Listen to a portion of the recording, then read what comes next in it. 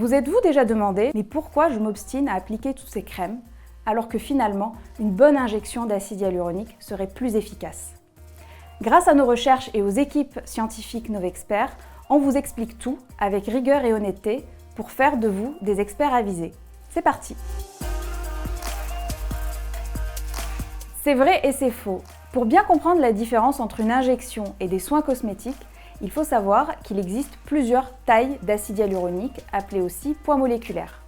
En tout, il y en a 4. Du très haut poids, du haut poids, du moyen poids et du bas poids. Dans les injections, on va retrouver du très haut poids moléculaire mélangé au haut poids qui vont être directement injectés dans le derme pour combler les rides. Alors que dans les soins cosmétiques, le très haut poids et le haut poids vont se retrouver à la surface pour lisser les microridules. Prenons l'exemple de notre sérum booster à l'acide hyaluronique. Il faut savoir que c'est l'un des rares sérums au monde à contenir les 4 tailles d'acide hyaluronique. Ils vont agir à tous les niveaux de la peau, de l'épiderme jusque dans le derme. Il va agir d'abord d'un point de vue tissulaire, en surface, pour lisser et combler les microridules, mais il va aussi agir d'un point de vue cellulaire, plus en interne dans le derme, en boostant par exemple les collagènes. Les injections, elles, n'ont qu'un effet physique, un effet volumateur. Les injections et les soins cosmétiques sont donc complémentaires. Il faut savoir que l'acide hyaluronique a une durée de vie très courte dans notre peau puisqu'il est détruit et renouvelé tous les jours. Mais alors dans les injections, elles ont généralement une durée de vie entre 6 et 9 mois. Comment ça se fait?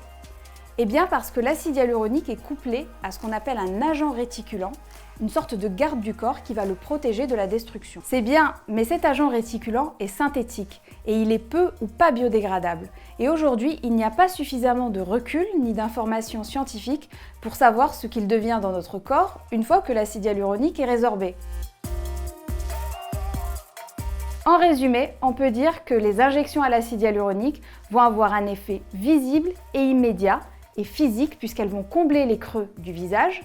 Mais qu'en est-il de la biodégradabilité et que devient l'agent réticulant? Alors que pour le sérum booster à l'acide hyaluronique, on a aussi un effet visible, immédiat, mais également profond et cellulaire, puisqu'il booste les collagènes. Il est également 100% naturel, hypoallergénique et biodégradable. En d'autres termes, le sérum booster à l'acide hyaluronique va traiter la peau, alors que les injections vont plutôt corriger les volumes. Ils sont donc tout à fait complémentaires. Pour booster et protéger votre acide hyaluronique, privilégiez une alimentation riche en flavonoïdes.